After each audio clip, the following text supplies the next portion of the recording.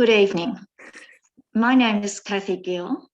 Tonight, we acknowledge the First Nations people of this land. For me, here, it is the Bidjigal and Gadigal people.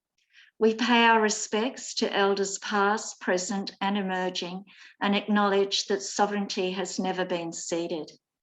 Tonight, our speakers come from across the Northern Territory and one speaker from here in Sydney. We wish to thank the Northern Territory First Nation speakers, Olga Havnen, Yingiya Mark Guyula MLA for the Northern Territory, Barbara Shaw and Ned Jampijinpa Hargraves for giving their time to speak out about their experience of living under the intervention laws and the justice system in the Northern Territory. We appreciate that it can be difficult to speak out and that it has been a long time that people have been speaking in an effort to be heard and acknowledged. We also thank our non-First Nation speaker, Paddy Gibson, for his ongoing work in supporting First Nations justice campaigns.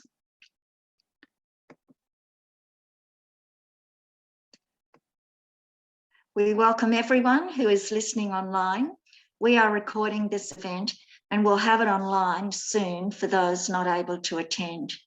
If you don't wish to have your image on the video, please switch off your camera.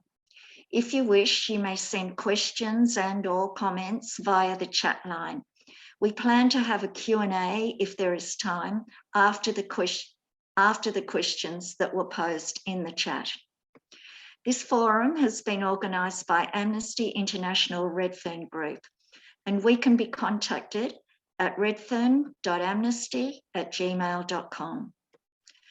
Tonight, our forum carries the title, Australia's Injustice System and the Intervention. What are the impacts on First Nations peoples?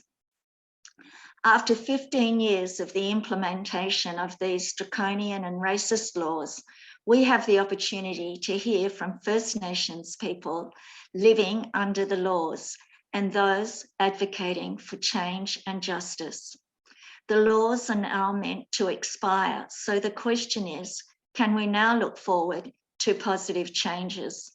We collectively must demand that no such laws ever exist in the future and that the voices of First Nations people must be heard and instrumental in shaping the future.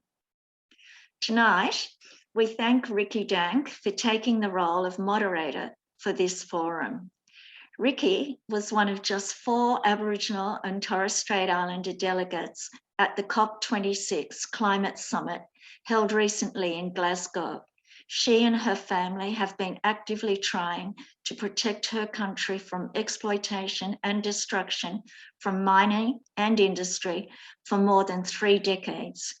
She has written a brilliant submission to the Senate inquiry regarding the Aboriginal Land Rights Northern Territory Amendment Bill in 2021 and is concerned regarding ongoing attempts by government and industry to further diminish the rights of First Nations people. So wonderful to have you, Ricky. So I'll now hand over to Ricky, and thank you, Ricky, for accepting the role as moderator tonight. Thank you. Thank you very much, Kathy. So first of all, I'm actually calling in from Dubai. So I'd like to acknowledge all the lands on which all of you are calling from, all the old people, the elders, the ancestors. I wish to acknowledge them and their strength and their resilience. I'd like to acknowledge also the elders that we have on our panel and the wisdom and the life experience that they bring.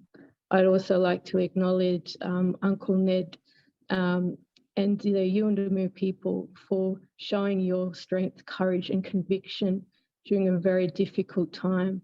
And also, I'd also like to acknowledge Mr.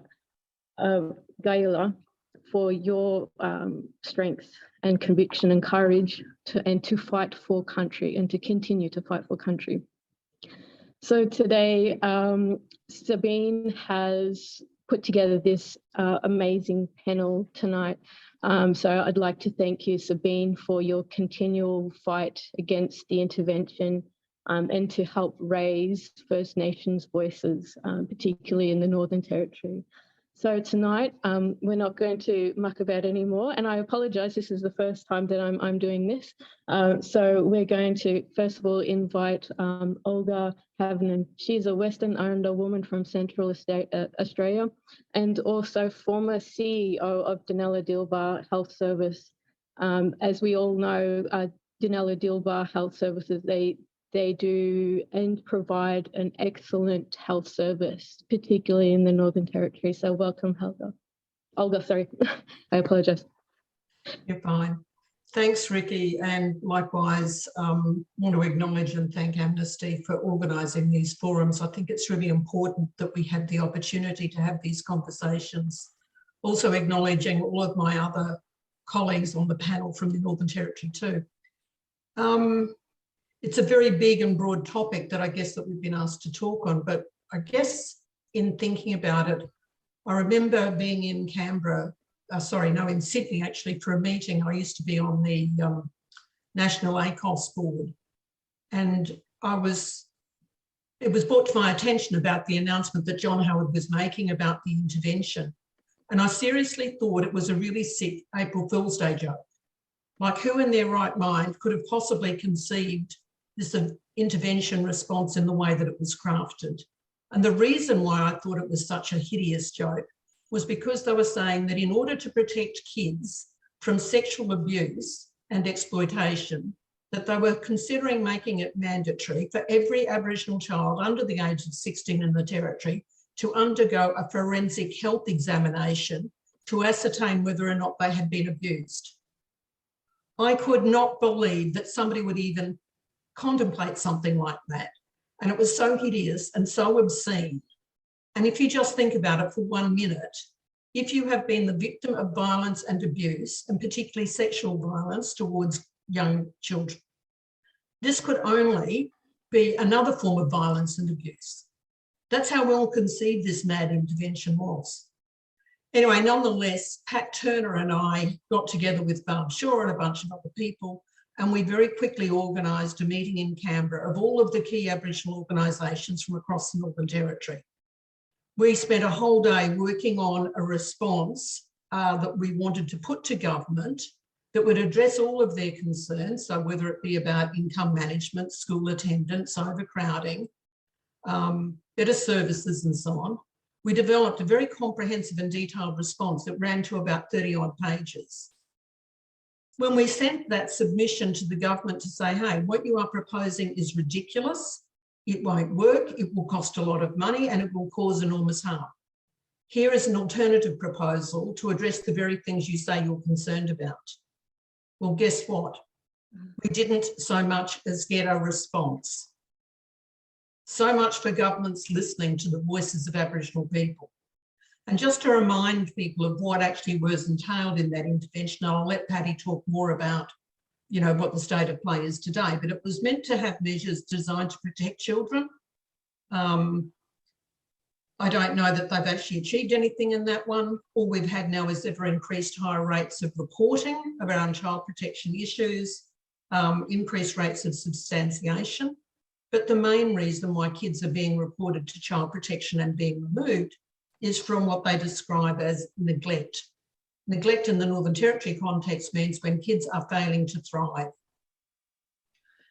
So they've actually made a bad situation even worse, in my view. They've spent a lot of money on all of this so-called child protection measures, and I don't think kids are necessarily any safer, and families are not getting the support and the services that they desperately need. They said that we were going to make it compulsory for kids to attend school. There was a lot of money spent on it. There were really punitive measures introduced. Well, again, guess what?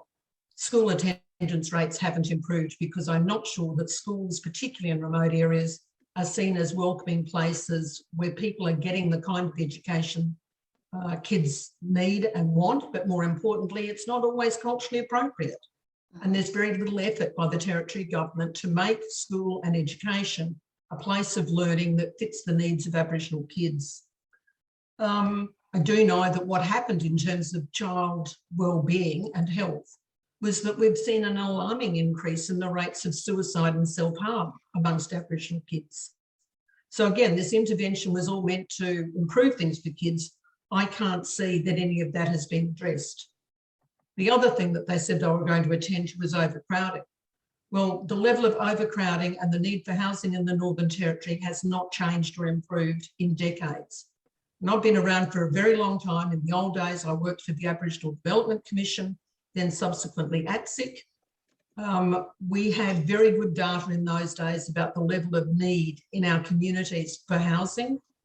I think the most recent data I have seen suggests that we need something like 4,000 new additional homes. But there is none of the work being done to create new subdivisions, to actually develop new housing. What is going on is that very old degrading housing is actually being replaced. That's not a bad thing. But then there's been this very cheap response, is to add additional bedrooms to existing houses. That in itself creates its own pressure. Sure, it's good to have a short-term response to try to accommodate people better, but there's no long-term planning, there's no long-term investment in housing. Income management, God, that must have been the bane of everybody's life. But I'd have to say, I could remember when they first handed out these cards that you were meant to use, you know, as sort of like shopping vouchers or the equivalent, because they didn't want people to have access to cash. This apparently was going to stop people from gambling. Well, I can tell you now from visits that I saw in Alice Springs in the early days, people were using those cards almost as cash tokens. You know, they were being exchanged for all sorts of things. People were using them to gamble with. And it's one of the things I absolutely love about our mob, mate. Aboriginal people are incredibly smart, resilient and resourceful. You know, white fellas can create as many rules as they like. Aboriginal people will find a way to get around them. You know, and that's about resilience and resourcefulness and about a desire to, you know, survive and thrive. The other two things I'll touch on quickly will be incarceration rates, and I'll talk a bit more about that very quickly in a moment, just in the context of some of the other things that have happened in the Territory in the intervening years. But our incarceration rates for adults and for kids is going through the roof. The Territory government spent $2 billion on building a new adult jail in Darwin, and I think within the first 6 months that prison was at full capacity. Today it's exceeding its capacity, so they've double bunked people, you've got people sleeping on mattresses on the floor and the like. Which leads me then to the Royal Commission that we had in the Northern Territory following the Four Corners expose. This was in 2016. The federal government and the Territory government spent something in the order of $50 million on that Royal Commission. The report is full of all of the recommendations about the things that need to be done to improve the lives of Aboriginal kids and families. From my perspective, I don't see anything heading anywhere near the right direction. If anything, it's gone backwards at an alarming rate of knots. And largely driven because I think of a sense of hostility and fear of young people, and particularly of young Aboriginal males. The hostility, I think, towards Aboriginal men in the Territory is horrifying. My brother worked as a cameraman for the ABC for 30 odd years. He left the Territory, went to Sydney and Melbourne to work down there, worked on programs like Four Corners and Landline and so on. Very experienced camera operator, came back to the Northern Territory, to Darwin to live because that's where he wants to be, and said to me within the first 6 months, he said, you know what, I think Darwin and the Northern Territory is a worse place today than it was when he left, in terms of its blatant racism and the appalling treatment of Aboriginal people. It's not a good story to tell, and I don't want to end on a very sort of negative note, only to say that there's an enormous amount of work going on across a range of organisations, including Change the Record, the Justice Reform Initiative and other groups, you know, Sisters Inside and so on, who've all been advocating very strongly for major changes and reforms to the justice system, or to the legal system as it is, because it's sure as hell not justice. It's a ridiculous waste of money to incarcerate people at the rate that we are in this country, and particularly when the level of crime has significantly reduced across all categories. And this has been a continuing trend over the last 10, 20 years.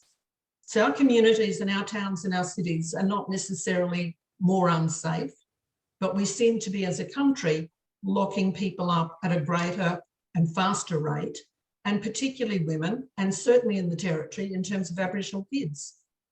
We have more kids in Dondale and in youth detention today than we had at the time of the Royal Commission. That's largely as a result of legislation that was passed in the Northern Territory that puts a prohibition on the courts about considering bail options for young offenders, even if they're first-time offenders. And the prohibition extends to those kinds of offences that we know that many young people are likely to commit: break and enter, stealing a car, minor level assaults, etc. All of those particular offences now automatically excludes that person from being considered for bail or for diversion. So we have a whole bunch of kids now in Dondale on remand being locked up at a greater rate of knots. If we were smart as a country, we would certainly be looking to other alternatives. And I know of good examples overseas where various countries now are actually closing their jails. That's not because they've gone soft on crime, but what they say is there are probably very few people that should be locked away. And these are violent and dangerous offenders, not people who commit sort of low-level offending, whether it be traffic fines, non-payment of fines, drink driving offences and the like. All of those things could be managed with a system that dealt with those people outside of locking them up. It's a ridiculous waste of money, and it's a bloody gross waste of human potential and talent. That's what's so distressing. It's completely ineffective. And we know that countries like, the Netherlands, Norway, Spain, a whole bunch of European countries who have all moved a hell of a long way to changing their justice systems. And their justice systems now are based genuinely on a therapeutic model of care and support for people who may have committed offences. And more importantly, making sure that they get the right support and the right treatment. Because too many people with mental health problems, kids with FASD, all sorts of other health-related issues who inevitably end up coming into contact with the justice system and then go on to being in prisons. There are cheaper and more effective ways that we can better support those vulnerable members of our society. And I'll leave it at that, but thank you again, and great to see everyone.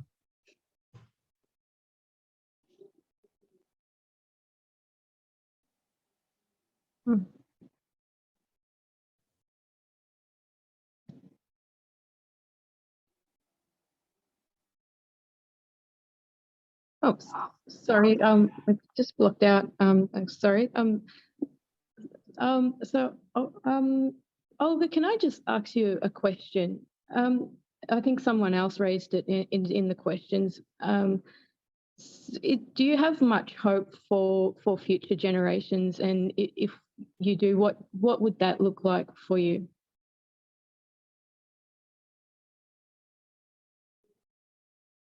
Oh, sorry, your mic's just switched off, sorry. You've always got to have hope. And even in the most desperate of situations, even in war and conflicts and so on, people always have that desire to live and to survive and to thrive. Talking to people at the local level, at community level, I mean, I grew up in a place called Tennant Creek. It's probably one of, people would describe it as a tough town. But in a lot of ways, I had great love and affection for the town and for people and for the community there. And people are tough, but they've had to be tough. But in terms of, do I see things getting better? Should there be a better way of changing what we've got at the moment? Again, I'm optimistic. I'm hopeful that with this new federal government, that they will be able to drive change in the Northern Territory. The federal government provides 80% of all of the revenue in the Northern Territory, so they've got the dollars. And I think they need to be putting pressure on the Territory government to change some of the legislation, to amend the Bail Act so that magistrates have discretion for having people go out on bail. And I think young people also are incredible resource and talent. So many young people that I see and speak to, I have, great ideas. They've got lots of drive and energy and enthusiasm. They have a real passion and commitment for making a difference and contributing to a better society and for better outcomes for family and so on. So, you don't want to put all that responsibility on young people. I think we've all got to play our part. But basically, I think I'm an optimist. I always think things can be better. Thank you very much. First of all, I'd just like to acknowledge you and your contribution to bettering not only your community, but the broader communities around the Northern Territory. And it's a shame that the government didn't take your recommendations and implement those.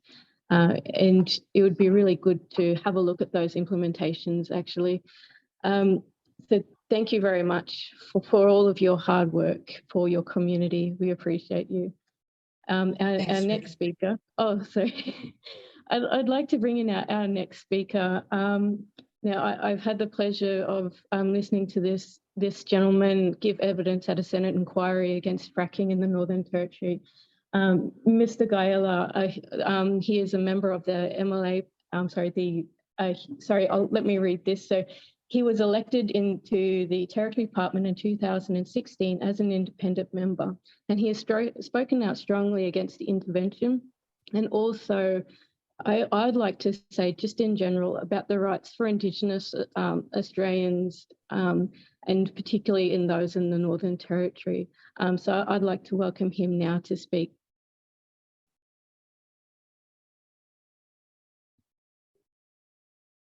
Oh, sorry, Uncle, your mic, sorry.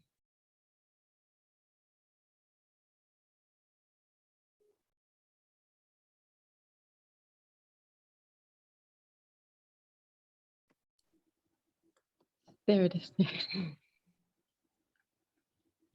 That's ready for me. Yeah. Thank you for chatting with us tonight, Uncle. Yeah, thank you. I was just getting things worked out properly. Can you everyone hear me? Yes. Well, good, thank you. I firstly would like to, like everybody else, Olga said earlier, always good to acknowledge the land that we sit on, stand on, and speak on. I'm speaking from a community called Milingimbi in Northeast Arnhem Land, one of the Crocodile Islands, and the land of the Warramungu clan here. And we are related, and I am related, and I stand here in support of the people here, of the Yolngu people. And I'd like to speak on behalf of all the clans that live around here in Northeast Arnhem Land, and voice that comes through this channel. And I am really, really glad that I am given that opportunity, and my people are given that opportunity to send the voice out. This is one way that we can listen to our calls and get support from whoever's listening out there, whether it's through questions or whether it's through some helping out solutions. Tonight, I want to talk about justice. The government are and have been still failing, and their failures and failings in community solutions. Why? Because we try to send voices into Parliament, into the chamber. I walked in as an independent member to represent, take the voices of the people from the grassroots, from the leaders and elders from the grassroots. and explain to tell the government that it is failing. These things are failing, and it's failing because you are not listening to the voices of our people. Instead, they say they have a better way of working things and creating a space in the middle somewhere there where they can advocate between advisory groups, which is groups that were created by the government and not the people in the grassroots. And if we work together, the government listen to the voice that I am representing, and the Aboriginal groups, that we can stand together and work together, and the government come up a bit closer, we will find things will work better. But it's always been going around, and they go around and always saying, no, we think this is best for the community. And when they say that, it's certainly not working. And when the failures happen, they blame it on the people. They talk about the justice, the crime, youth crime in communities are just high, getting high. And that's all they want to do. That's all what the government wants to say. There's crime that we need to do, we need to fix.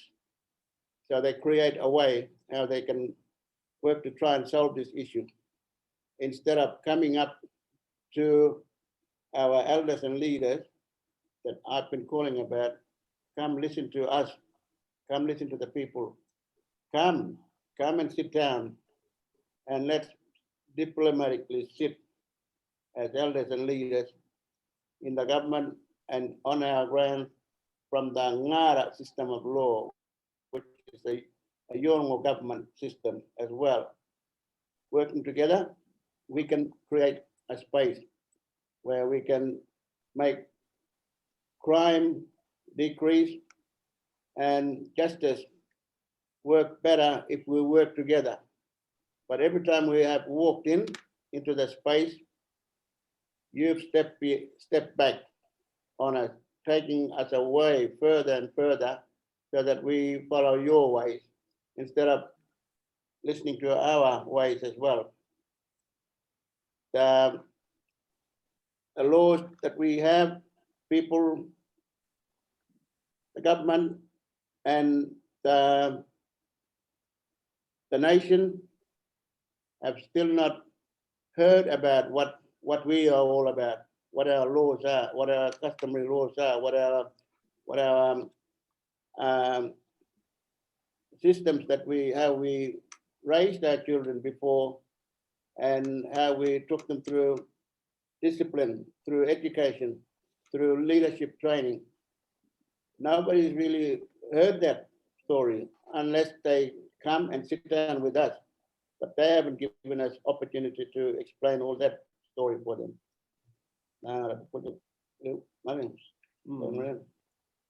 And that's where failures in this case, we're talking about justice, but it all goes back to education as well.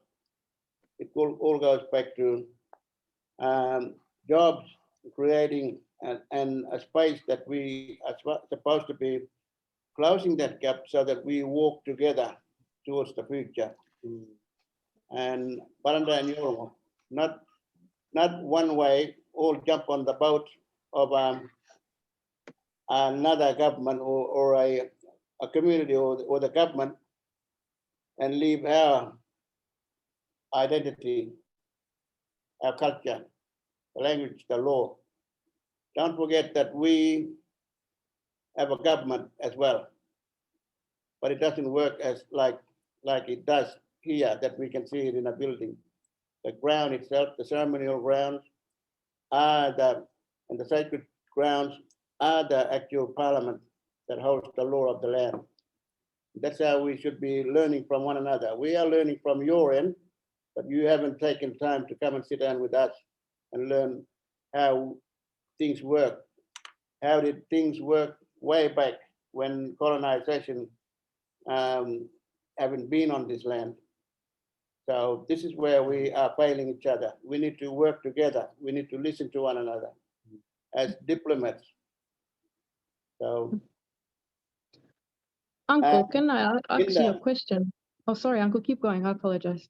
yeah, so, yeah, I'll just finish this personal injuries bill after that. No. The May Parliament sittings just gone a couple of weeks ago, showed the anti-Labor government are still failing Aboriginal people because they are not talking to our senior elders from the grassroots, the leaders that are sitting under a tree that the intervention has taken power away from. And people are just sitting, what do we do here? We are powerless. They need to come and sit down and listen to those people rather than the advocating through Aboriginal groups that they form that only creates a space where there's only a one-way valve that government can say this is what we are doing, and they only pass that word. Our people passes on the word to the people. This is what the government is doing, but there's no way. People haven't got an opportunity to give the feedback to the government and say, no, this is what we want to see. They haven't been given chance. We are not being given chance to talk about that. So this is what all the filings are all about. Yes, this is the modern examples we're talking about. The personal injuries and liabilities and damages bill 2022 was passed at 9 p.m. on the last night of the sittings, and that's an important thing that should have been spoken about early hours today, and it was really a damaging bill that came through, and it was talking about the bills created $15,000 cap for all compensation claims for the young people and the adults who have experienced false imprisonment, battery, assault by state while detained in youth detention or in prison. And this is what we have heard, and this is what has been given when the $15,000 compensation only claims for the cost of the lawyers, maybe the bills, and the government stated that they introduced a bill due to communication or community rather concern raised by a $30 million payout for the victims of abuse at the hands of Don Dale. I said to this, and I said in my speech, this bill that has been introduced on the back of the ill-formed public concern that taxpayer money was given away like Santa Claus presents. But this compensation was actually provided by the courts of the victims of abuse, and the $30 million will provide compensation for a possible 1,200 young people and were abused during an 11-year period. The payments are and acknowledgement of harm done. Legal experts say that these new laws create a system where the cost of bringing an action will outweigh the benefits, and to the expensive it'll be expensive to seek justice. This gives Northern Territory government officials a green light to falsely imprison, batter, and assault detainees without accountability and without precautions, making our detention centers even more unsafe. Compensation is not a foreign concept for Yolngu. It is not a foreign concept for Yolngu. We have traded, people have traded for values and valuables between clan groups and clan groups. When, for instance, bowler shell is very rare in the big, like so, for collecting water right out in the desert. So it is traded in for spear tips of the stone fish, stone of the stone spears or the stone axe.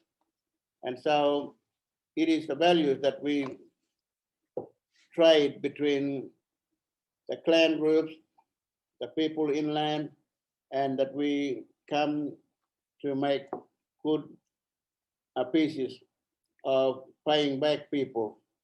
And of course, there are ceremonies like the Makarata ceremony.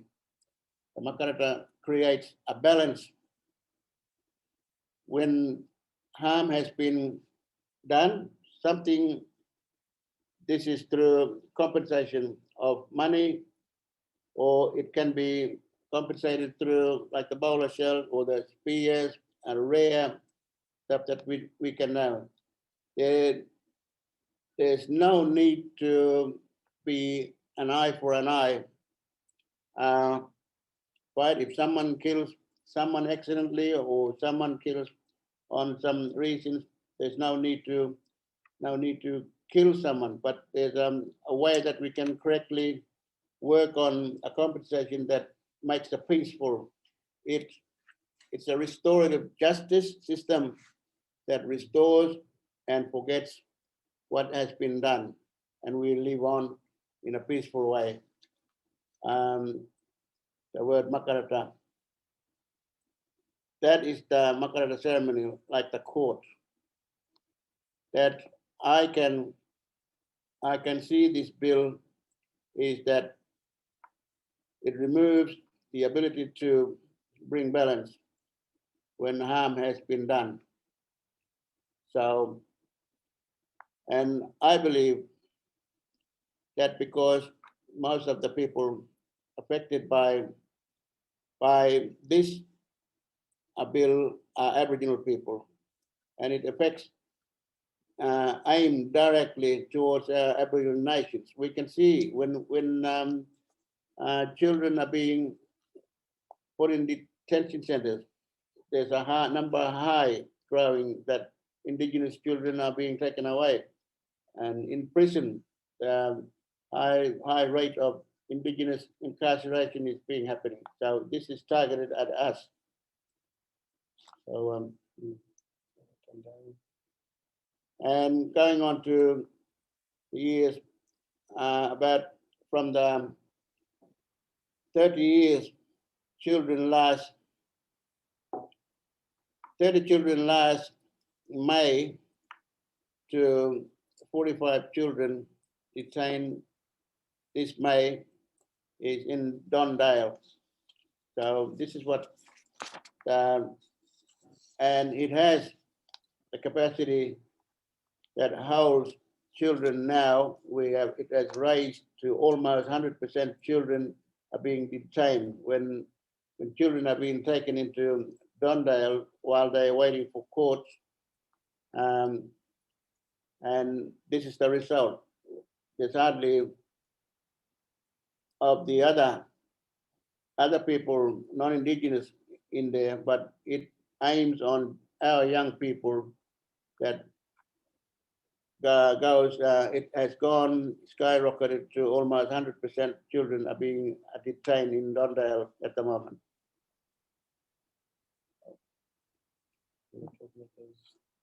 Community peacekeepers or Yeah, and we have spoken strongly, people have called out strongly about community peacekeepers. Time and time I have called to the government since for the almost 4 or 5 years or 6 years maybe, since in Parliament, in my 2 terms of the Parliament, and I'm still calling.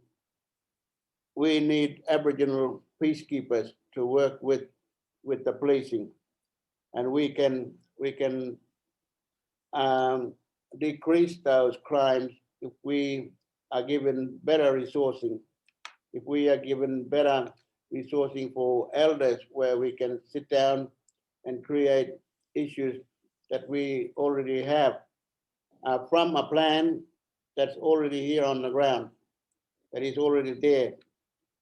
And we have called, and the government community called for the peacekeepers to be community-led justice, especially here in Arnhem Land, that are community elders working to resolve disputes. We have called on that for resourcing and stuff. The budget allocates, and the only thing the budget allocates is $3 million for establishing Aboriginal law and order groups, community courts, and alternatives, compared to the $82.5 million for the government institutions compared with that. Sorry, I'm losing a bit. I've got to try and slow down while I'm speaking, running out of breath. And all throughout this time and long before, community leaders and elders have been calling for alternatives, and we are not being listened to. We are not being heard.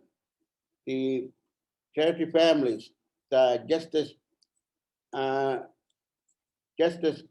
system still saying, no, we got it. We know what we're doing, and we think what is best for you, your community. That's because people have been saying, looking at, people could be sitting and looking at the community, if it's this, and seeing a lot of men bashing up women, or a lot of children are being abused, this, that, and the other, and the concept that the community out there, the government looks at, is this the Aboriginal customary law that runs this place? No. If you come a bit closer, you will find out what Aboriginal customary law is really all about. Those where we see in public bashing up Aboriginal child abuse and this, that, and the other, are only leaders who take power into their own hands. But if we come and listen to our story, come and sit down with us, you will see that the story in our customary law, the story in our the government of the Ngara system of law is totally different.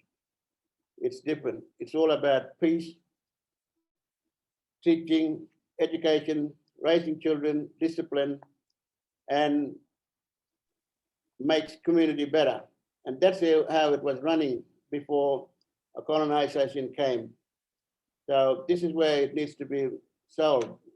To solve issues, come and listen to us, and we can work together instead of judging from your a distance, looking at how customary law or how Aboriginal law works here is not really as how you look at it, because people can take leaders in the past and leaders in the areas that can only take powers into their own hands, and they give the system of law that we work from a bad name. So this is where we need to work from. So that's Thank you very much for that, Uncle. You've always bring your wisdom and knowledge to the table, and we thank you for you sharing all of that with us. And we appreciate and acknowledge your hard work and dedication to the community. So thank you very much for that. I'd like to introduce our next speaker, Barbara Shaw. She's a Kaytetye-Arrernte, Warlpiri and Warramungu woman. She is from Nancy Town. Now, I'd like to also acknowledge the hard work that this lady does. It's not easy being a woman and trying to fight for your country. And a lot of the times, you know, First Nations women are silenced. So thank you very much, Ani, for speaking today. And thank you very much for sharing your wisdom.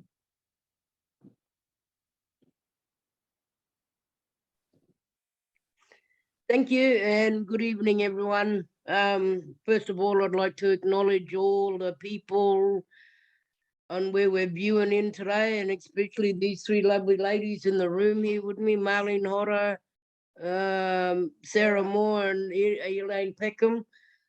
I'd also like to acknowledge my fellow countrymen that's also on the panel, and also acknowledge since 2007, when the intervention came out, we had a lot of elders that I travelled around with around the country. We've now since lost them, and they've passed on now, and they dedicated their work standing up and their time and effort in standing up for their people back in their own home communities. I'd like to also acknowledge the Arrernte people on which we're meeting here in Alice Springs and everywhere else across Australia, both elders here in my room, on the screen, in that home in your own towns and communities, as well as emerging leaders and our future leaders. Where can I start?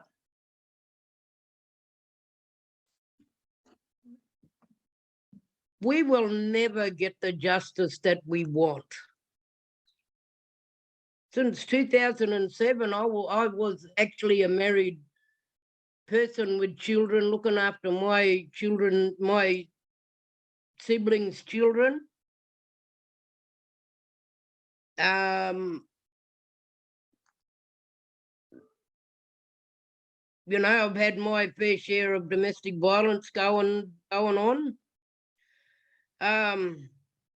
But when Johnny and his boy announced the intervention to come into the territory, calling it an emergency response to I don't know what.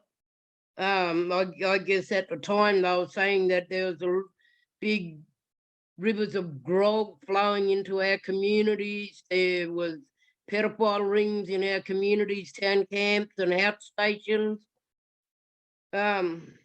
So I actually, you know, looking back in 2007, I actually got very frightened because he announced that he was going to send, you know, good old Johnny, former Prime Minister, Johnny Howard, he said that he was going to bring the army into our communities and our town camps that I actually locked the gate to my town camp, as well as locking the gate to my house. And I kept all my children in my house. The youngest at the time was 3 years old. My eldest daughter was 6. They're doing quite well, and I was very afraid of my 2 children going into the system where I may never see them again, or it might be very hard to see my children. And it made me feel like, well, if somebody in Canberra can announce that intervention and emergency response into Aboriginal people's lives made me feel like a worthless mother. And I was thinking, well, my children don't look malnutritioned or neglected. They've got clothes on their back. I've got food in my fridge. I pay my rent, so we've got a roof over our head, just like every other mother, father, families out there in Aboriginal communities, town camps and homelands, outstations. And then in that same time, I was sitting next to my father when Johnny and his little boy was on national television talking about the emergency response. My father was a Vietnam veteran. He did 2 tours of Vietnam, one in Borneo and another in Malaysia. He was a leader of his own platoon, the 9th Royal Australian Regiment, 9RA. And here he was fighting in the jungle, hardcore little army man. And all my old people out in the bush, seeing him a little cowboy before he became an army man. So that's how they remember my father. My father did a lot for the Aboriginal community and society in Alice Springs, as well as working on the homelessness around the country. And I'm thinking, here, my father is the leader of an opposition. And sorry, I had to wave to my family there from Wollongong Road. He, you know, coming from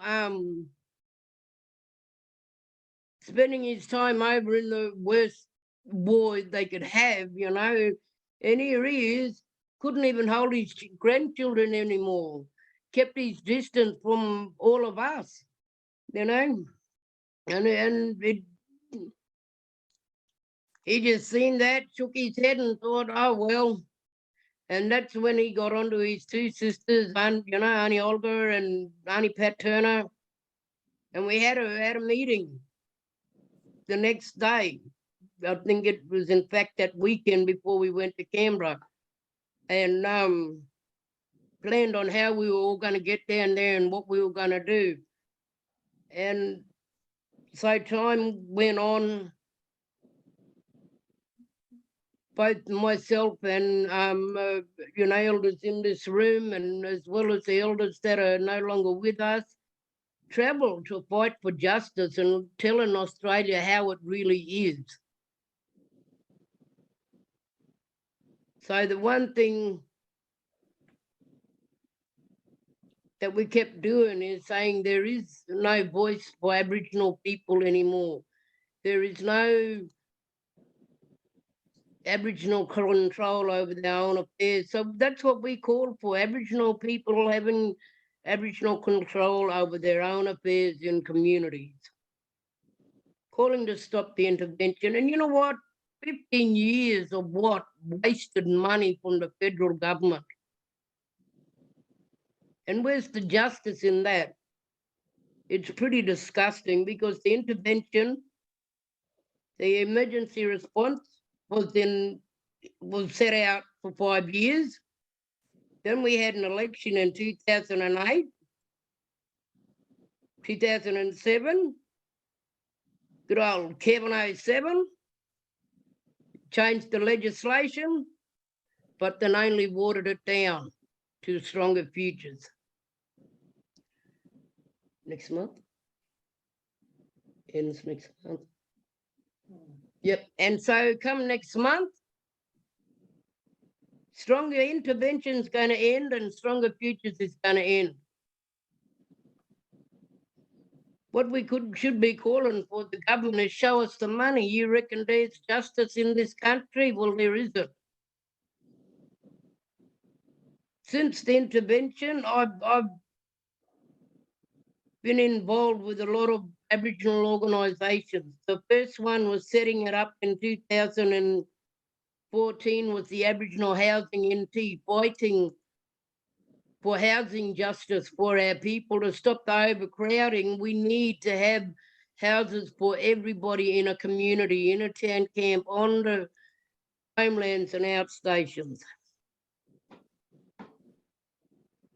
You know, jobs with justice, there is no, the intervention scrapped the CDP, the Community Development Employment Program. So our mob was employed. In 2007, we had a lot of get up and go. No justice in identifying jobs for our people in communities, town camps and homelands, outstations. Majority of our people were employed by their local community council. When the 8 super shires, 9 super shires kicked in, 2007, 2008, we lost a lot of jobs because the intervention scrapped the Aboriginal employment program. When we look at our kids, I work in the space as a youth worker by night. I also was there when I could see Telia and Anthony on the screen in the crowd. We both worked on the Royal Commission.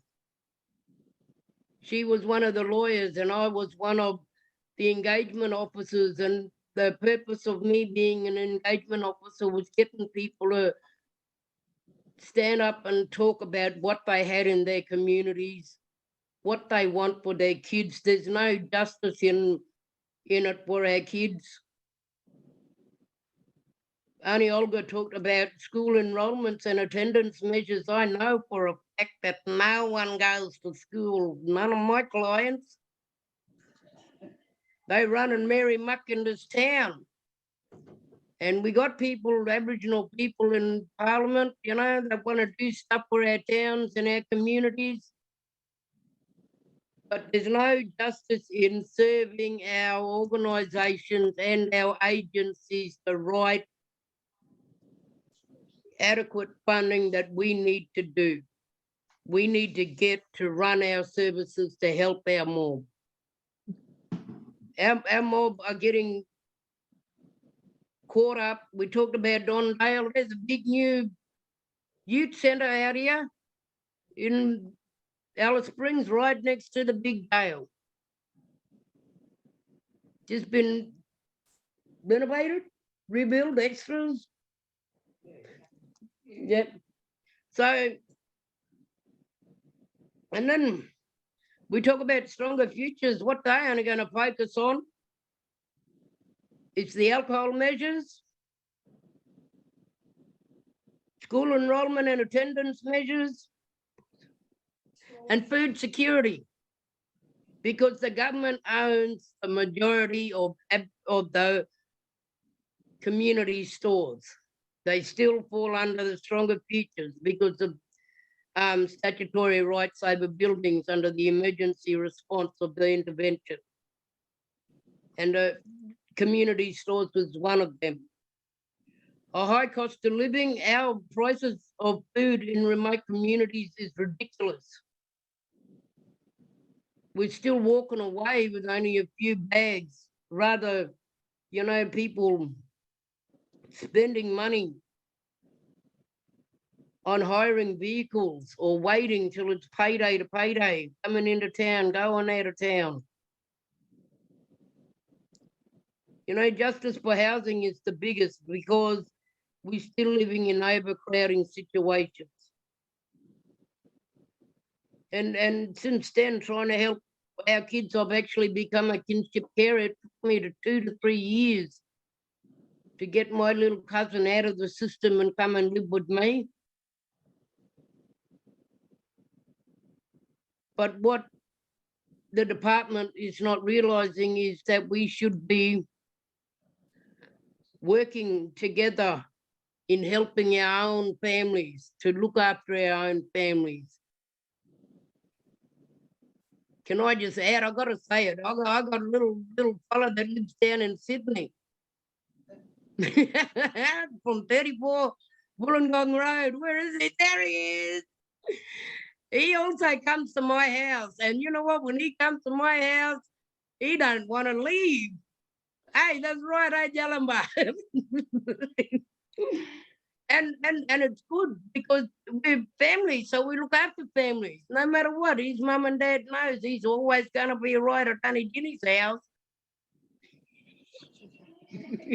Paddy, could I just ask you a question? Yep. So in where I'm from, we had a big sign at the front of our outstation, and it said no alcohol or pornography past this point.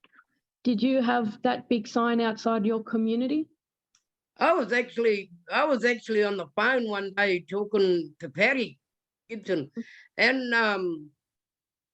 you know, there's a few non-Aboriginal people outside walking up and down the main fence perimeter of Manansi. They might be lost because they look like tourists.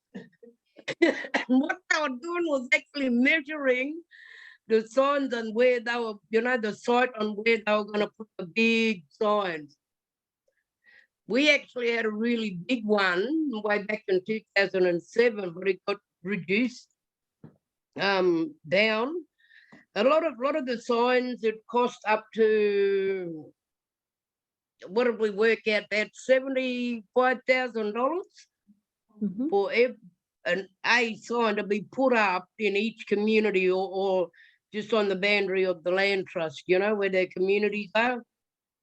But working with Tanganjura and setting up along with Marlene Hora, we re-established the Tan Camp Women's Committee.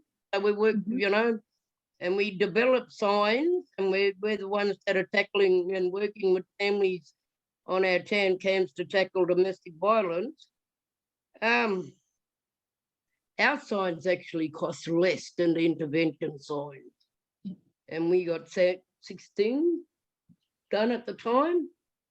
When Jonelle and with those signs that they put up outside, yeah, the intervention signs. How did that make you and the other community members feel? You know, going on old Uncle Nelson, old Jagamara, you know, going on his word, and a lot of people had ripped their signs, taken their signs down or painted over it and stuff like that. And I'd just like to say what he used to say, it just made men feel worthless, you know, and had no sense in the community anymore, because you had no alcohol and you had no pornography. And well, you know, 99% of the community, Aboriginal communities, were dry anyway. So it was only the odd rap, you know, drinker that'll sneak alcohol back out into community. But at the end of the day, you know, people were actually doing the right thing with no alcohol in the communities. And I think people want to keep it that way, but they need to take down the signs and send them back to Canberra, because it's worthless come July. July 17th. July 16th ends, but we told, we were, you know, our Tan camp mob, we were told that everything might be normal, or like on the 20th of June. So I don't know what that means. We're normal again. And we were abnormal once upon a time, but July 16 weeks Yeah. must be normal, but I don't know. Yeah, and Yeah. when the intervention officially ends, how will you and your community feel? Well, my particular camp, we're going to, because what the government's doing is going to give us an opt-in or to opt out. And majority of my families, we work and we contribute to society. We pay our taxes. All our kids go to school. You know, they've got a bed to sleep in, roof over their head, food's on the table. So we're going to opt out and give it a try, because we were one of the camps that actually worked on an alcohol management plan when Benny Macklin was our Indigenous Affairs Minister. So, and what we're encouraging people to do is, and even with communities, is that if you want to opt in or opt out, you have to make sure that you talk to the community first. Don't let government come along and say, oh yeah, 10 people said yes and 5 people said no. You know, you got to have community involvement. You got to work on, because I just basically talking to people about our alcohol management plan is that we worked on supply reduction, harm minimisation, community safety, and working with men and women and children. So, you know, and it's got to be people's choice at the end. So it sounds like to me that your community is really proactive in what they do. They look after each other. They set plans in place. It's just really strange to me that the government don't see this and recognise your hard work. I want to ask you just to finish up, what can our listeners do to help elevate your voice and to make sure the government know that, you know, you're not a community that sit down and don't do anything. You're a community that works hard for each other. What can they do to support you?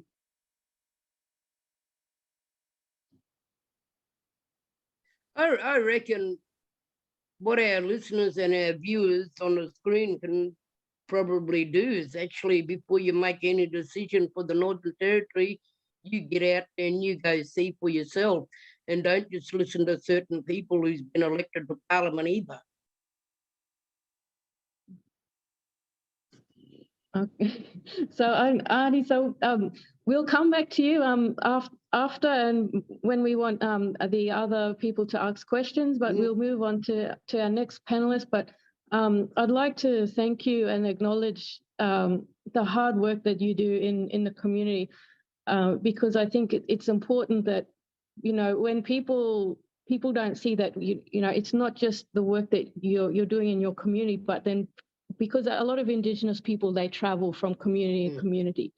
So when people see the hard work you do, it actually spreads throughout the Northern Territory. And so we all get to experience and see that hard work that you do. So I'd like to thank you and the other elders that are in the room, and thank you for your hard work and contribution to community. Thank you. So the speaker that we have, it is a privilege to introduce him. He is from Yuendumu, and he's a senior elder of his community, Uncle Ned Jampijinpa Hargraves. I'd like to acknowledge the people of Yuendumu for their hard work and their grace when handling the death of Kumanjay Walker, and I'd like to thank them for their fight and acknowledge their fight. So I'll give the floor now to our elder and speaker, Uncle Ned. I want to say thank you so much for your lovely people to be talking to us, you know, talking to me, sharing your concerns, actually sharing our concerns. And I want to say just very quickly, acknowledge people that are past and with us today. Thank you so much, and thank you so much for having me on this panel to share with you.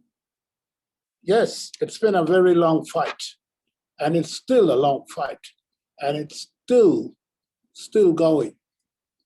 And hopefully one day we're gonna cross that line. One day.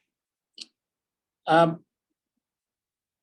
think just about I like to start off with the interventions that actually, what had happened to us, to every Yapa right across Northern Territory, as well as South Australia. I want to say this, it has torn us apart. It has ripped us inside. But this government, the previous government, have never ever. John Howard, it was really specious, like really mean to Yapa people, to our Indigenous communities right across Central Australia, from the top to the top end to the South Australia, as well as WA. And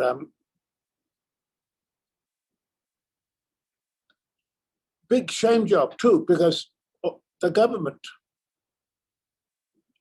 the thing that I see is government always thought they had all the answers. They had all the answers. Well, they're wrong. And they're wrong, they are wrong today as well. They're wrong.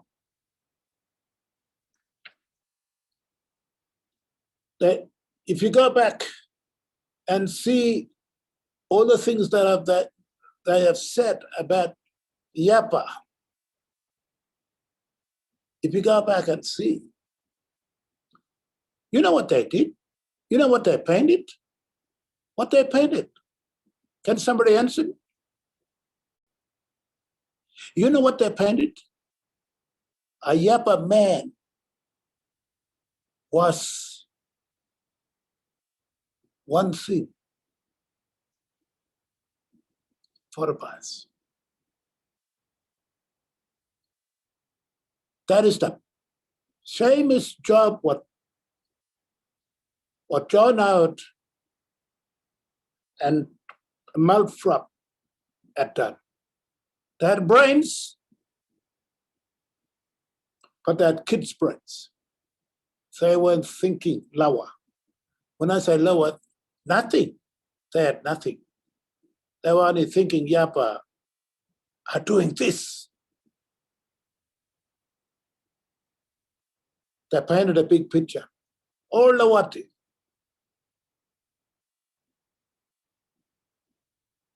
Not only that, there were others. There were others. You know that person that I'm talking about today? You better might know. But anyway, they painted a big picture. Same job, Korea should know better. They should have known better.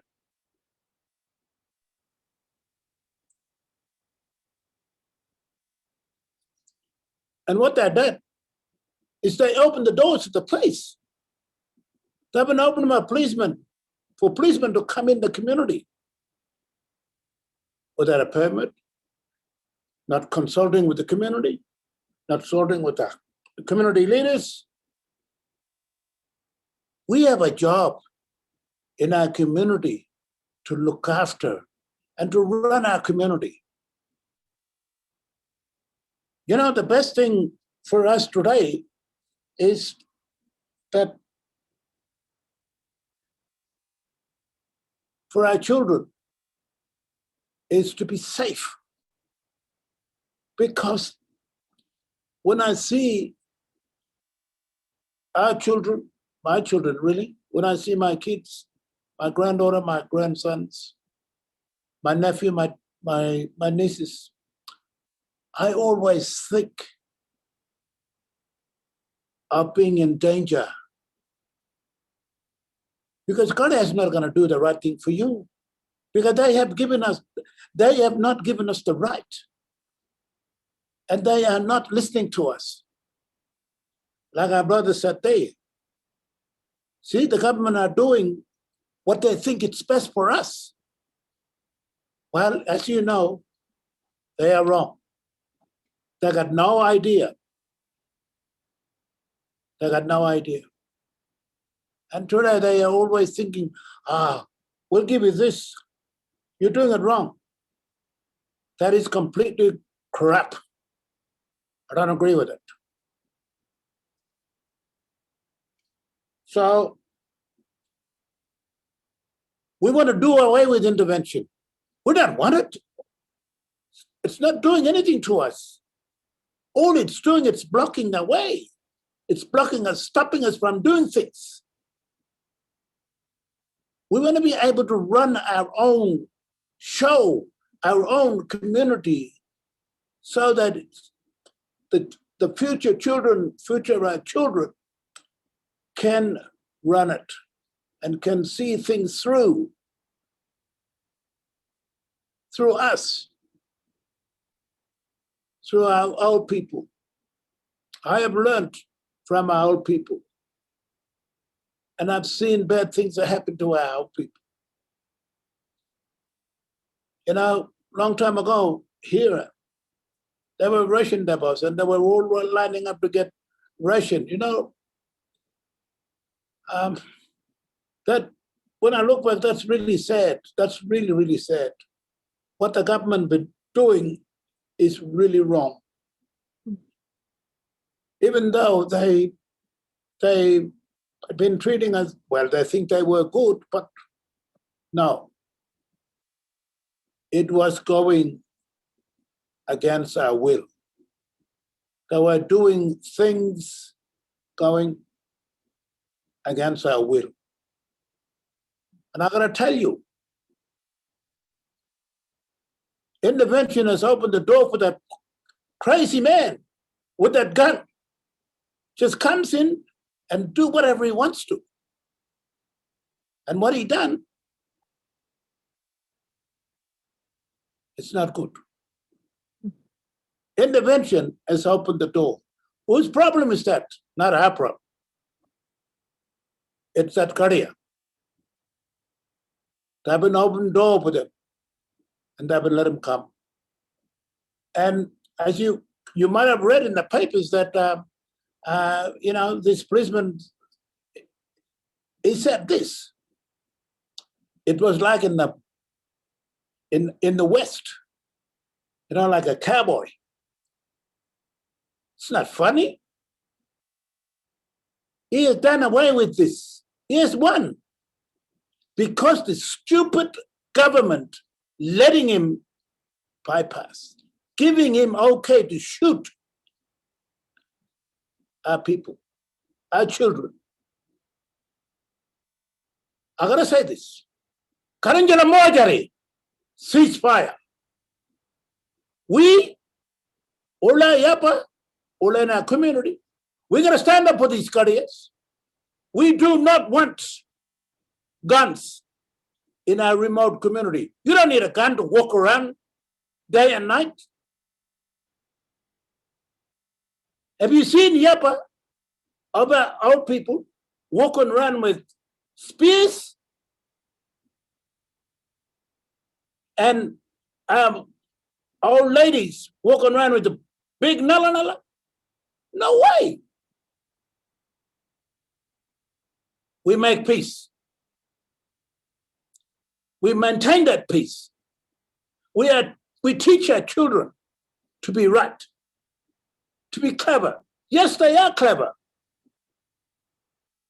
But this government, this intervention has turned everybody inside out and torn us apart.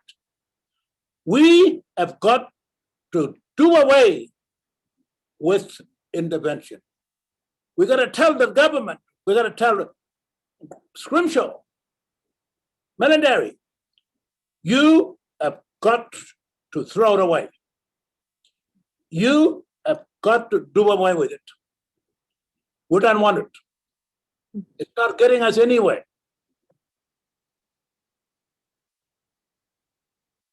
But I want to share with you, because it's not a Warlpiri thing. It's not only for Warlpiri. It's for everybody right across the Central Australia today. From the top end to down here, down in the center. For our young people to be safe, we got to do away with the guns. We don't want no guns. Karanyala Mojari. Ceasefire. I want to say thank you for each and every one of you to be with me, and let's stand together and tell our loved ones and tell all our people to stand up for this career, this government, and say no guns, and do away with intervention. Thank you, Nongare. Thank you very much. And thank you. Is it Ricky or Kiki? Yes, sorry, yeah. Well, my name's Ricky, but back home in Borroloola, they call me Tika. But Yep. Uncle, may I ask you a few questions before you go? Yeah, go A ahead. long time ago, there was a massacre that happened around Yuendumu. And now we've seen these people, these police people coming into your community with guns. And with that recent death of that young fella, Kora, do you see that the Garia using guns as a way to put fear into the community and as a way to control the community? Excuse me, girl. Look, if you read the news, if you read the book, 1928. Yeah. Murray George was a soldier, and he was a soldier, and then became a policeman. Mm-hmm. As he was in the army, he was shooting people, and came to Central Australia, and they recruited him as a policeman to become a policeman. And he went around Coniston and shot many, many, many of our loved ones. And this is the same thing that is what is happening.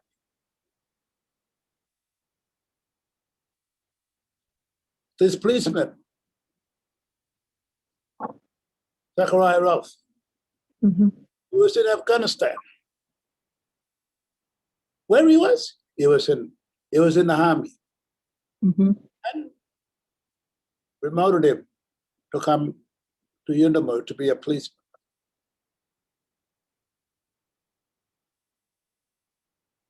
You know, the saddest thing for each and every one of us, and right across the Central Australia today, we don't want that kind of people to be posted in our community. We don't want that. We have got to say no. We got to say no. I'm strongly urging the leaders of this community right across the Central Australia to stand with us. National Day of Action. We don't want intervention to come back. We want the government to say no. We want to say to them, no. We want to say no guns. For the better for our community and for our children's future and our children. Thank you once again. And thank you, girl. to share something with you. Thank you very much, Uncle. We really appreciate everything that you have shared with us. I think it was really important that everyone knew about the history around in Central Australia, around Yuendumu, that there was a massacre, and that how this could potentially impact Indigenous or First Nations peoples in Central Australia, and how seeing guns can trigger and also instill a fear in our First Nations peoples. Sorry, Uncle? Yeah, and just very quickly, if you, by any chance, you make sure you get some shirts with Karangala Mojari, with no guns, ceasefire. I think I saw one there, one of the ladies there wearing one of the shirts, so which is really good. So thank you very much. Oh, Your way. Yeah, I'll never die. Is that Mali? Yo. Yeah. Thank you very much. We want everybody on that day, if you got a chance to wear it, that'd be good. All right, thank you. That's all for Naga. Thank you. Thank you so much, Uncle. We really appreciate your wisdom and your knowledge, and we thank you for sharing your lived experience. So for our next speaker, I'd like to welcome Paddy Gibson, a senior researcher from the Jambana Institute for Aboriginal Education and Research. Paddy, the floor or the mic is yours. Thank you. Thanks very much, Ricky. Yeah, just to start with, I'd just like to acknowledge country. I'm on Bidjigal country here, and just down the hill from me is Gamay, or it's known in English as Botany Bay.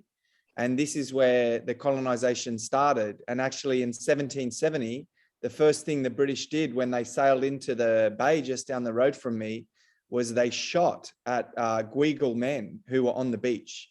So the gun was the start of the colonization here. That was the first interaction between the British and the First Nations on the lands I'm on, was the gun. And the struggle continues to put down the guns, force these people to put down the guns and recognize the sovereignty of the first people, that I think holds the key to freedom for us all, actually. But I'd also just to acknowledge the wonderful speakers we've heard from tonight, the First Nations in the Northern Territory who've struggled for so long under this policy. And yeah, it's a really important time in my life, the opening phases of the intervention. I was in Alice Springs, also organising in Sydney, a protest movement with many of the people you've heard from tonight. Annie, Ginny there, Barbara Shaw, Ned. We were marching in Alice Springs right back in 2007, 2008. And I think we need to come back out and march again now in big numbers. And I'd really encourage people to heed the call from Jampijinpa for a day of action on the 18th of June. Just to make a few remarks at the start about the tragic killing of Walker by Zachary Rolfe. I think Jampijinpa's put it in the context of the intervention, and it's so important that it's understood in the context of the intervention. What's happened with the massive flood of money into the police in the Northern Territory through the intervention, the militarization of the police is just out of control. When Zachary Rolfe went in the front door and ended up shooting Kumanjay, at the back door, there was one of his officers standing with an AR-15 assault rifle, which is actually the weapons that they would use in Afghanistan. And after Kumanjay was shot and taken to the police station where he was dying in the police station, a plane landed in Yuendumu, and the local people thought, you know, this might be a plane coming to provide some assistance, some healthcare for the young man. But no, actually, it was militarized police with AR-15 assault rifles, exited that plane in big numbers, and occupied Yuendumu for a long time afterwards to try and put down the community and the justified anger that existed in that community. So, people are experiencing this horrible militarized policing that has been directly created by the intervention, and the culture of that policing, as you heard from Mr. Hargraves, also comes out of the intervention. The laws, the Stronger Futures laws, mean that police don't need a warrant to enter anyone's house if it's on Aboriginal land. And that's exactly what Zachary Rolfe did. He walked into houses with his gun, his hand on his gun, even before he got to Kumanjayi's house. So I think, it's very important that we all listen to what's coming from Yuendumu, that this murder, this killing came out of the intervention, and it's by ending the intervention and fighting for the self-determination and to reverse the damage that's been done and fund the communities and allow people to control their own affairs. That is what is needed if we're going to make sure something like this never happens again. And I think there's two reasons why we've got an opportunity now to really go on the front foot and push for the changes that all the speakers have talked about tonight. And I'll just go into those. The first of them is that there's going to be an inquest into the death of Kumanjayi Walker in September. And everything is on the table in that inquest. It's not like the murder trial where the community was silenced and there was a very narrow discussion about, the first shot was legitimate, but the second two weren't, and what happened in the 2.6 seconds in the house, and all this sort of technical question that really masks the injustice and masks the brutality that characterized the entire police operation that day and subsequently. This inquest is going to look at the structural factors that were around the killing, and the intervention is going to be on the agenda to be discussing, what does the community want to see in terms of changes, and what is existing currently in terms of racing, policing culture and other things. So it's important that we're mobilized through this period, that we're rallying alongside Yuendumu to ensure that the inquest is something, you get nothing out of coronial inquests, right? Where I work at Jambana, we do a lot of work with families who've died, in custody, and the inquest is always a disappointment. So I don't have any faith in the inquest itself, but I do have faith in the people in Central Australia and the leaders and the opportunity that will exist through this to speak into the news cameras and stand alongside people at the protests to raise your demands and push your demands forward. So I think it's important that we take that opportunity. The second thing is that people have mentioned the Stronger Futures laws themselves are coming to an end in July. But as I'll go on to explain, I think it's a mistake to think that just because the Stronger Futures laws themselves are lapsing, then somehow the intervention's over. Because actually, it was a fundamental transformation, the Northern Territory intervention, in the power relationships that exist in community and the way that funding actually operates in the Northern Territory. And those things are not about to change. And it's going to take a long struggle to turn that around and put self-determination back on the agenda. So with the time I've got left, I'm just going to run through the various intervention measures and where I think that we're at today and the struggle that we're going to need to actually end this policy and what's come out of it. The first, as we've heard about, is there's an end to this blanket bans on alcohol and pornography in Aboriginal land, which has always been very racist and has always had extreme powers for the police that's attached to it. But I don't think we can get complacent, actually, that there won't be calls, especially with, the likes of Jacinta Price going to Canberra and making loud noises, that there won't be very strong calls to actually continue with racially based alcohol restrictions after July. I think it's going to be important to be on the front foot and demanding, as Barb Shaw outlined, it needs to be up to communities themselves what they want to do with alcohol. And there must be resourcing of the communities to actually develop and implement their own strategies. Because it's true, like even under Stronger Futures, you could have a local alcohol management plan, but Nigel Scullion just left them on the shelf. He didn't act on the fact that many communities had gone out there and actually organized their alcohol management plans. And so now there's this crisis situation where suddenly the blanket prohibition is going to end, and a lot of people and organizations are concerned about that. But the key has got to be resources for the communities to take ownership and control of this and determine their own future. The second is income management. And we've got promises from the Labor government that they will end compulsory income management. But my friends, we are going to have to hold them to that, right? again, there's going to be so much pressure to continue some form of compulsory income management. And Anthony Albanese, before the election, actually left the door open, saying, like, if communities themselves approached me and wanted to continue with forms of income management like that, I'd be open to it. But we all know that Jenny Macklin, she justified her income management regime by consistently saying, well, the women in these communities are telling me they like it, right? That's what she said. You know, so we have to be crystal clear. No compulsory income management. No one should be forced onto this scheme against their will. Communities themselves for many years had developed locally based alternatives for people to be able to manage money, such as the centre pay system that Tarntjira put in place and other things. So again, the key is resourcing communities, not having draconian laws. But apart from the grog and porn ban and the income management, where we've got promises from Labor that they'll end, the rest of the whole apparatus that was introduced in the intervention, it actually remains in place. It actually remains in place. So what they did with the land tenure situation was they took out a compulsory 5-year lease over all Aboriginal township lands with the Northern Territory intervention, but they didn't extend that with stronger futures. What they did instead, the Labor government, was blackmail communities to sign 40-year leases over their housing stock and administration buildings in a lot of cases, right? They said, unless you sign a lease which cedes your control to the government for 40 years, you're going to have no money at all for housing maintenance. And people were forced to do that. And all of that housing stock is still in the hands, largely, of the Northern Territory Public Housing Agency, which does not allow for local control over repairs, maintenance, tenancy management affairs, etc. It's going to be a fight to actually end the leases that people were forced to sign with a gun to their head under the intervention and restore control to local Aboriginal housing organisations, who are the ones who know their communities best and who are the ones that should run that housing, let alone the funding that's needed. It can't be just a poison chalice of running beat up housing that's falling apart. You know, the Little Children Are Sacred report called for 4,000 houses to be built immediately and 400 to be built every year subsequent.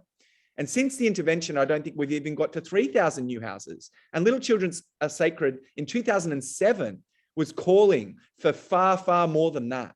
Right? So we must demand massive investment to end the housing crisis, people living in overcrowded houses, everything that goes along with that, rheumatic heart disease, the ear infections, everything, you know, that has the terrible outcomes for communities. People deserve housing and they deserve for it to be controlled by their community. So end the leases, fund housing to be controlled by the community, I think must be an important demand. The other thing that those compulsory 5-year leases did was to facilitate the coming in of the shire system that took over from scores of local Aboriginal community government councils, which were abolished. And all of their assets were transferred to these mega shires where people have no control. And we still have that situation today. So one of the demands in the Yuendumu community statement that Sabine has posted, and I think people should really, we can use this statement, get behind Mr. Hargraves, get behind the people at Yuendumu. These are the demands that I'm talking about tonight are in that statement. And this is something for all communities in the Northern Territory and all people right across Australia to get behind in the lead up to the inquest, to push these demands. Re-establish local authorities that can actually have control in their community, have resources, and be in charge of municipal services and other service delivery, right? And the other important thing that needs to go along with that is the demand that's coming from Yuendumu of defund the police, right? Huge budgets. The Northern Territory government has just proudly announced the biggest budget for police in the Northern Territory history, at the same time as they're building new youth detention centres and spending ridiculous amounts of money on the detention, the incarceration system, the gulag system. Northern Territory is one of the highest incarceration rates in the world. Aboriginal people locked up, absolutely unacceptable. That money should be in the communities. So defund the police, defund the prison system, you know, listen to the, you know, wonderful plans we've heard from Yingiya about the need for community peacekeepers, for community-based justice arrangements. That requires funding and that requires authority. And it's going to take a real fight to actually get that funding and get those local authorities established again. There's some of the racist provisions that were introduced in 2007 that still exist in other pieces of legislation, right? So they amended the Crimes Act to make it illegal for judges to consider Aboriginal law and custom when they're making decisions about bail and sentencing of prisoners. That remains in place. That is still an amendment to the Crimes Act. That is a racist outrage that is still in the Crimes Act since 2007. That's not going to lapse when the Stronger Futures laws lapse. That has to go. They made changes to the permit system, you know, to limit the control that people had over who could come into their communities, and especially the media, to allow media, you know, sharks to be going in there and writing all these racist reports about Aboriginal people. You know, they can do that. They can go in and report on the news of the day. They don't actually need permission of local people, even though this is private land, right? They can't go onto a farm. You can't have the Sydney Morning Herald just barge onto a farm, you know, go through the farm gate to report what they want to do. The same is true for Aboriginal communities. It's private land and that needs to be respected, right? So those are changes that have been made to the Land Rights Act back with the intervention when it first started. They're going to remain in place. So I hope I painted a bit of a picture for you, you know. Yes, the grog and porn ban is going to lift in July. Does that mean the intervention's over? Absolutely not. You know, what Ned is saying, there's going to need to be really big struggle, I think, through this whole period of leading up to the coronial inquest, Kumanjai Walker's coronial inquest, where we're going to have a real opportunity to put all this on the agenda, you know, and to push for these demands. The final thing I'll say, and I think it's one of the most important, if not the most important, is the issue of employment, right? Before, as Barb said, before the intervention, there were 7,500 or more Aboriginal people that were employed, serving their local community in self-determined programs, right, that had employment. Now, they weren't great wages. There was problems with CDEP in terms of the rights for workers and the wages for workers, but they were wages and they were actually existed in the industrial relations system that we have in Australia under the award system. Everything that's come since has been work for Centrelink. People haven't been paid wages. They're on Centrelink, and then they use the fact they're on Centrelink, often working for the basics card, mind you. They use that fact to punish people. So if you don't turn up for your job program, you get cut off. If you don't turn up for a few days in a row, you get cut off for 8 weeks, right? This is the sort of poverty that is being inflicted on people through the employment schemes that have come. So Labor have promised that they'll get rid of that punitive, they call it CDP. They took out the E, the employment part, and just called it CDP. Labor has said they'll abolish the punitive work for the dole scheme. But the big question is what comes in its place? And we have to be on the front foot to say proper wages and local control, and it to be for anyone who wants employment in those communities should have a job, you know, serving their community, dealing with the issues, the terrible infrastructure situation, what people actually need in terms of rebuilding their communities after this 15 years of devastation. So that's not just in the Northern Territory, that's right across Australia. We need an Aboriginal employment program that pays proper wages. So that's going to be a fight. Ending the intervention means putting the jobs back in communities, thousands and thousands of them. Across Australia, there was 40,000 people on the CDEP at its height before John Howard took the axe to it. Right. So that's a very, very important reform. So look, I might just leave it there, but just to finish, I'll say we're very lucky here in Sydney. I'm based in Sydney. We're having Mr. Hargraves come to speak at a public forum. So spread the word about that. He'll be speaking at UTS on the 10th of June. So next Friday night. And that's all leading up to the National Day of Action. We'll be rallying here in Sydney, 12 o'clock at Town Hall on the 18th of June. And we're hoping that, you know, there's other people take up this call as well. And we can all get behind Yuendumu. And it's not just Yuendumu, it's for all the communities in the Northern Territory at this time to push for the change we need. So yeah, I'll leave it there. Thank you. Thank you very much, Paddy. Just a quick question. Why do you think the government has its clause on or in Indigenous Australia when it comes to land or housing, or just in terms of controlling us in general? Why do you think that this is such a big issue? Well, I mean, I think that, you know, they exist on stolen Aboriginal land. Their whole system is built on the dispossession of your people, you know, like the entire setup is illegitimate. It's a whole racist system. So to maintain the legitimacy of their system, they have to constantly express anti-Aboriginal racism and keep Aboriginal people down and stop Aboriginal people from getting the collective power that you need to make the changes in your own life, but also to reveal the truth about the system that we live in. You know, it's all built on injustice against Aboriginal people, and they need to hide that with racism, and they need to hide that with control. That's my opinion. I mean, you know, your lands are still so wealthy, so full of minerals that they want to control. You know, we're seeing what, you know, this outrageous gas-fired recovery that we've got going in the Northern Territory now. They're giving hundreds of millions of dollars to gas companies to go out and, frack people's land and explore land. That's money that's urgently needed in communities themselves. But, they have an agenda of control and getting rich off your country. So I guess that's the way I explain it. Thank you very much, Paddy. I'd also like to acknowledge your hard work and your dedication to being a person who stands by Indigenous Australia and who amplify our voices. So it is a pleasure having you on today and hearing you speak. And I'd like to also go back and just again thank all the panel speakers that were on today, and thank you for sharing your knowledge and your wisdom and your lived experiences. I'm not too sure if we've got too much time now for questions. I think we've got about 5 more minutes left. I think I just want to highlight, with the minutes that we have left, I just want to highlight now again that Indigenous people's voices are constantly being stifled, and we do, as community members, have the answers on how we can fix our communities. But again, the government continues to ignore us and our knowledge. So I'll hand it back to Kathy, and thank you all again to everyone who has listened in.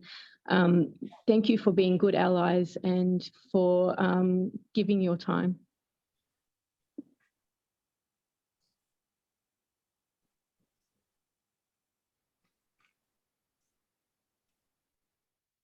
Okay. Look, thank you. Every person so powerful, and thank you everyone attending, because we just have to stand strong with you, and your voices are so powerful. It's strong and it's heartbreaking. Look, I have something written here, but I think I will read it, but I think Paddy, at the end of everybody's powerful speaking, often after a forum you ask, well, what are the steps that we take? And I think Paddy has set out what we need to be aware of and how we can be awake to what's coming ahead and where we've got to focus and stand strong with First People. But just briefly, what I wrote before was, with the new federal government, now would be a good time to write to your new local member and to Mark Dreyfus, the probable Attorney General, demanding federal leadership and an end to all intervention measures, community-led solutions, and control by First Nations people over community affairs and self-determination, raising the age of criminal responsibility, banning split hoods in detention and police transport cages in the Northern Territory. Because we've just got a few minutes, just those last 3 things were part of the Amnesty campaign, and our Amnesty speaker gave apology tonight, so that raising the age of criminal responsibility, we're still jailing kids at 10 years old. It's barely believable. So we must demand to have a holistic approach to the complexities surrounding those encountering the justice system, which embraces social justice and human rights, and we must demand a stop to laws that disproportionately target First Nations people, which was very much addressed tonight. It's time now to demand of politicians and lawmakers that all articles of the UN Declaration of the Rights of Indigenous People are written into law and upheld in Australia. It's important to remember, unfortunately, that the intervention, which is supposed to end in July, however, sadly, with several of its measures to be extended, has been supported by both major parties. So Paddy, I think, has painted the bigger picture of the colonial project that we're dealing with. Just briefly, Amnesty Redfern Group meets on the last Monday of the month at 8 p.m. online, and we invite you to send your details to redfern.amnesty@gmail.com if you want to receive further information or join our activist group. And once again, we wish to thank all speakers for their wonderful contribution tonight, as well as to our moderator, Ricky, for your wonderful leading of our forum. So this, I was to say this concludes our formal section, and it would be possible to continue if people wanted to put their hands up to ask a question. But I think I have to refer back to Sabine and Hans, who are in charge of tech, that I would think possibly there's not time for that. So thank you, everyone. Powerful First Nations voices. Thank you so much, everyone. Guess it's okay for us if anyone has anything important that they would like to comment on or ask any urgent question, as long as the speakers are happy to respond. It's okay for us. Can I say something? Or if the speakers have any final comments that they'd like to share. I do have one question. I don't know if it's And I also got a comment too, on throwing a cat into the ring, but it was actually suggested by someone else. I thought it was an interesting question that maybe more to Barbara Shaw and Jampijinpa Hargraves. How do you feel Jacinta Price will represent Central Australia? Have you any thoughts on that matter? And if you wish to not say a word about it, that's understandable. Look, I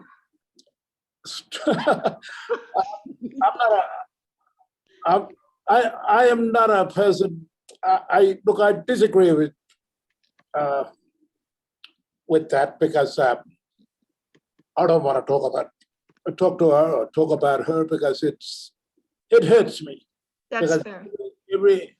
every young man, older man, I feel we've been hurt by her.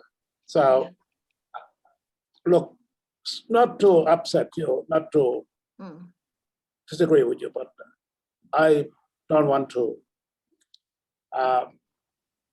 make any comment about her. Yeah.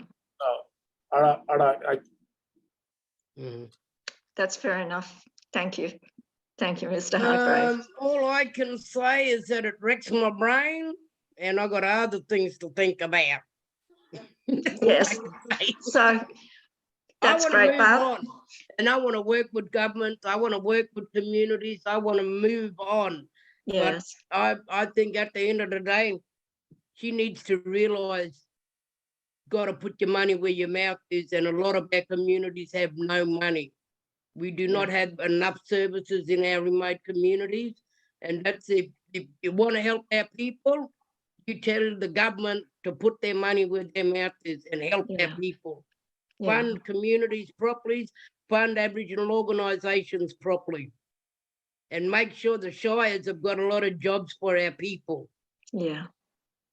Thanks, Barb. And you wanted to make a comment too? Yeah, another thing I wanted to mention is that another way that our fellow other brothers and sisters from another nationality, I've actually was in the room when the Uluru Statement from the Heart was drafted, and the words out of that statement came from the 13 dialogues across the country. And I was in fact at 2 of those, one in Victoria, one here in Central Australia. And then I ended up in that room with 300 Aboriginal people right across from Australia to draft something to give to the government at the end of the day, So another way that our non-brothers and sisters, non-Aboriginal non-brothers and sisters can help us is to read the Uluru Statement from the Heart, share it, and then you would understand the struggles of Aboriginal people, what we've been going through and what we want to achieve out of this. Better working, better relationships, better respect from governments and from our other brothers and sisters from non-Aboriginal backgrounds. Thanks, Bob. Thank you, everyone. You all have a good night, eh? Yeah. Yo. Thanks so much, everyone.